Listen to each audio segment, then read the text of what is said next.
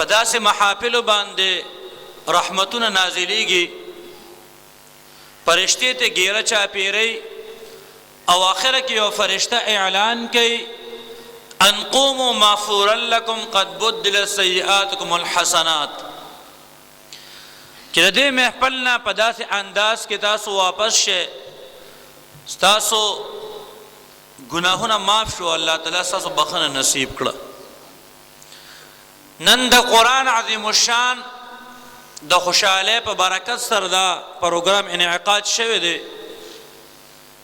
قرآن یو عظیم الشان کتاب دی، دا د الله کلام او د الله خبری دی.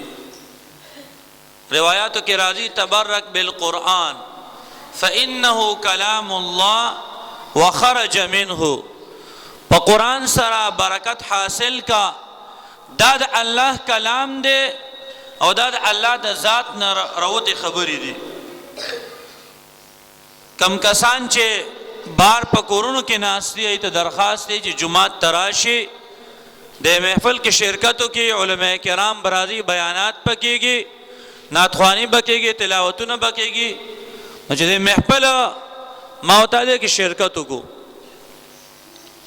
قرآن کی عظمت کو ترازو میں نہ تولو، قرآن کی عظمت کو ترازو میں نہ تولو، قرآن تو ہر دور میں انمول رہا ہے.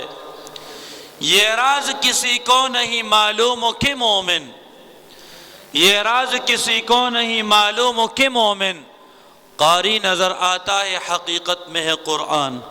نتمند محترم نند اللہ جل شانو دا طرفنا دا برکات نزول دے او ډیر مبارک محفل دے. دا محافل اللہ جل شانو ہر چاہتا نصیب کی. ای سعادت بزور بازو نیستا، دانا بخشت خدای بخشندہ.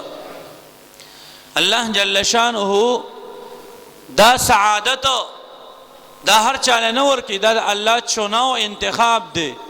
چکم انسان اللہ تعالی خوخ کی اتخپل کلام چکم دینو دا پسینہ کی محفوظ کی.